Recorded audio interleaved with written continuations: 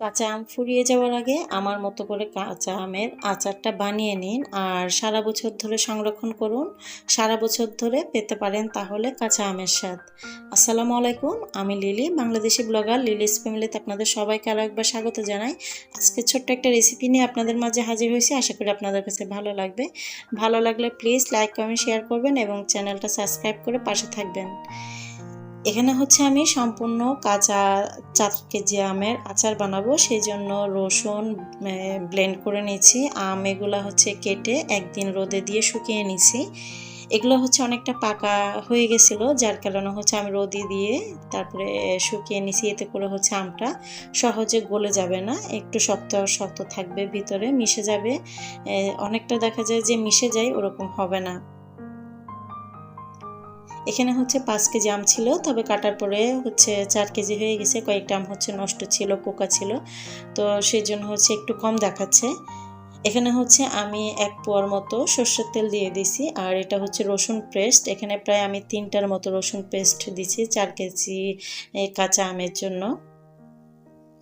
তেলটা যখন গরম হয়েছে তখনই কিন্তু রসুনটা দিছি, এতে করে কিন্তু আচারের ফ্লেভারটা খুব ভালো আসবে। এই যে সর্ষে বাটা, এখানে হচ্ছে আমি প্রায় 1.5 চামচের মতো সর্ষে বাটা দিয়ে দিব। এটা কিন্তু আচারের স্বাদটা আরও বেশি বাড়ায়। সর্ষে বাটাটা কিন্তু আমরা অনেকে ইউজ করি, আবার অনেকে ইউজ করি না। আমি বলবো যে কোনো আচারের ক্ষেত্রে আপনি যদি সর্ষে বাটাটা ইউজ করেন, আচারের স্বাদটা কিন্তু আরও বেশি পাবেন।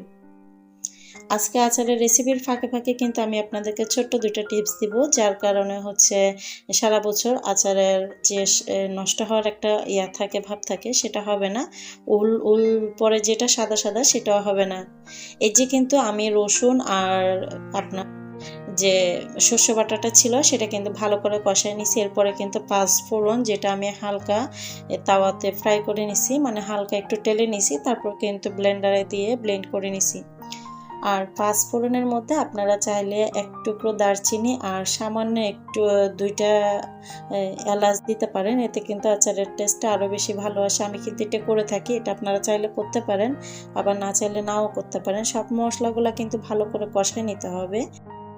আমরা যখন কোনো একটা রান্না করি তরকারি জাতীয়, তখন কিন্তু মশলাটা যত ভালোভাবে কষাই, সেটার টেস্টটা কিন্তু তত ভালো আসে। আচারের ক্ষেত্রেও কিন্তু সেম, আপনি যত ভালো করে মিশাবেন কষাবেন, ততই কিন্তু টেস্টটা ভালো আসবে।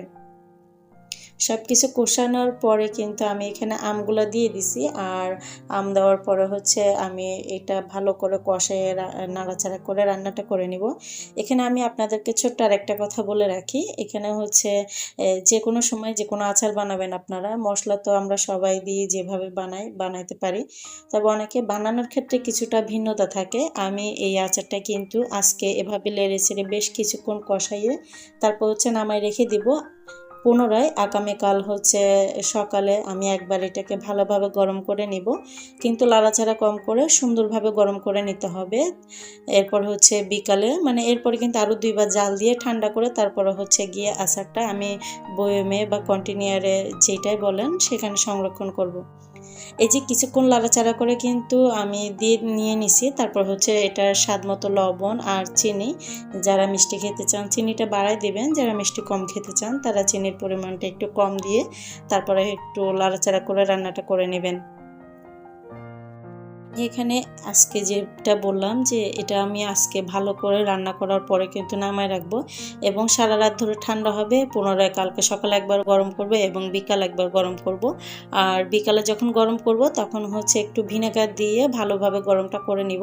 এতে করে সারা বছর ধরে আমার আচারটা আরও বেশি ভালো থাকবে, নষ্ট হওয়ার চান্সই থাকবে না।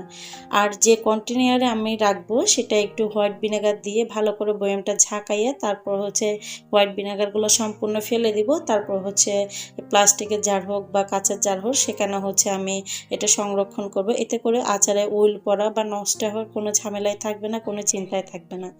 রেসিপিটি যদি ভালো লেগে থাকে প্লিজ লাইক কমেন্ট শেয়ার করবেন, চ্যানেলটা সাবস্ক্রাইব করে আমার পাশে থাকবেন। এই যে আমি কিন্তু এর মাঝখানে 2বার গরম করে নিয়েছি, আর আমার আচারের ইয়াটা দেখতে পাচ্ছেন আপনারা, এটা কিন্তু অনেক সুন্দর, অনেক ভালো হয়েছিল কালারটা। আর এটা কিন্তু আমি আরও 2বার গরম করার পরে কিন্তু প্লাস্টিকের কন্টেনারে একটু হোয়াইট ভিনেগার দিয়ে ছাকানোর পরে ভিনেগারগুলো ফেলে দিছি। আর তারপর হচ্ছে গিয়ে আমি সম্পূর্ণ আচারটা আমার কন্টেনারে নিয়ে নিছি। এটা কিন্তু প্লাস্টিকের কন্টেনার, তারপরে কিন্তু আমার সারা বছর আচারটা ভালো থাকবে, নষ্ট হবে না। আশা করি আপনার কাছে অনেক ভালো লাগছে। আপনারা অনেক ভালোবাসা দিয়ে ভিডিওটা কমপ্লিট করবেন এবং যারা লাইক দিতে ভুলে গেছেন ছোট্ট একটা লাইক দিয়ে ভিডিওটি শেষ করবেন। আজকের ভিডিও এখানেই শেষ করব। সবাই ভালো থাকবেন, সুস্থ থাকবেন। আল্লাহ হাফেজ। আসসালামু আলাইকুম।